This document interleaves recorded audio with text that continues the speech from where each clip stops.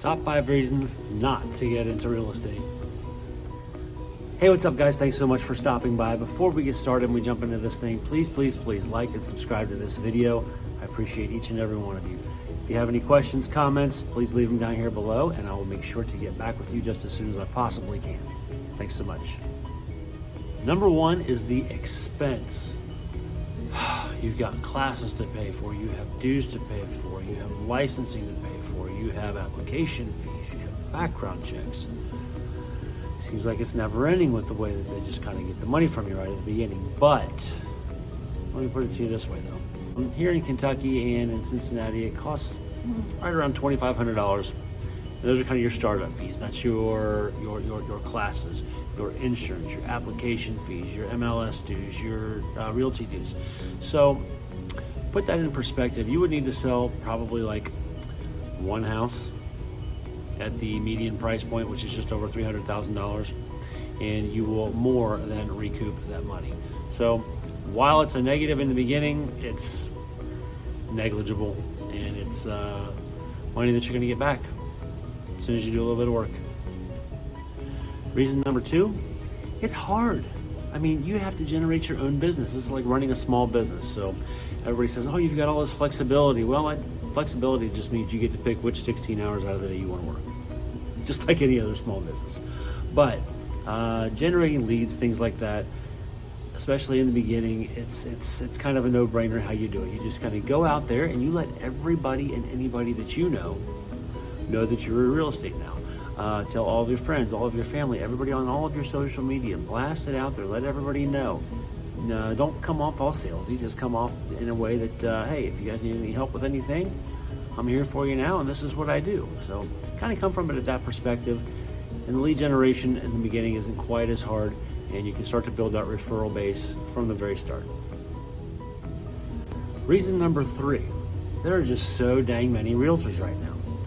While this is true, there just aren't a lot of active real estate agents right now. They tend to be either part-time and just not really putting in the effort, so they're not getting a whole lot of business, if any at all, or they are just people that have a license and aren't doing real estate. There are property managers that are working for mortgage companies, they're working for rental companies, they're not actually engaging in listing and buying and selling homes, things like that. So don't let that discourage you, because the numbers are very skewed as far as active real estate agents versus inactive and not getting any business kind of real estate agents.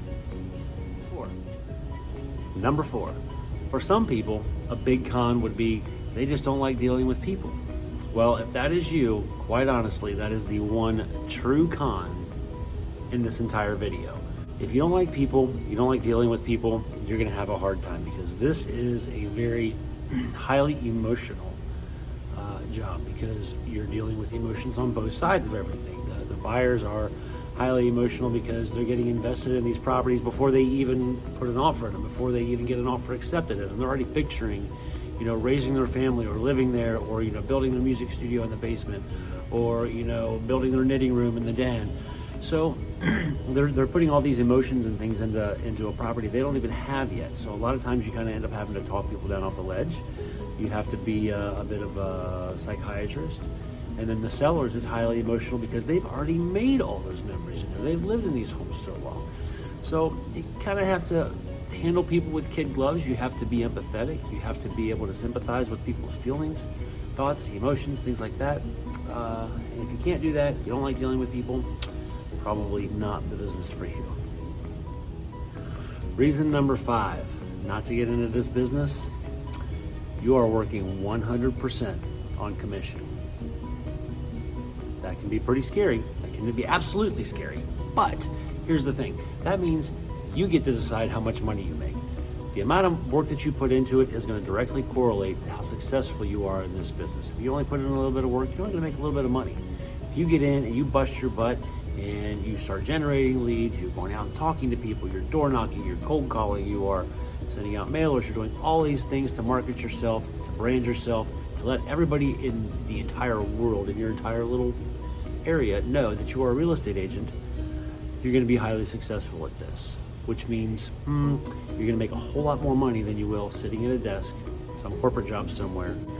Hell, there are some real estate agents that I know that make more than doctors and lawyers. So the sky is definitely the limit as far as your income, but you got to work for it, and it is 100% commission. So before jumping into it, I would recommend having a few months set back to where you can live without having to make and bring in a whole bunch of money so that you don't end up homeless before things start taking off for you.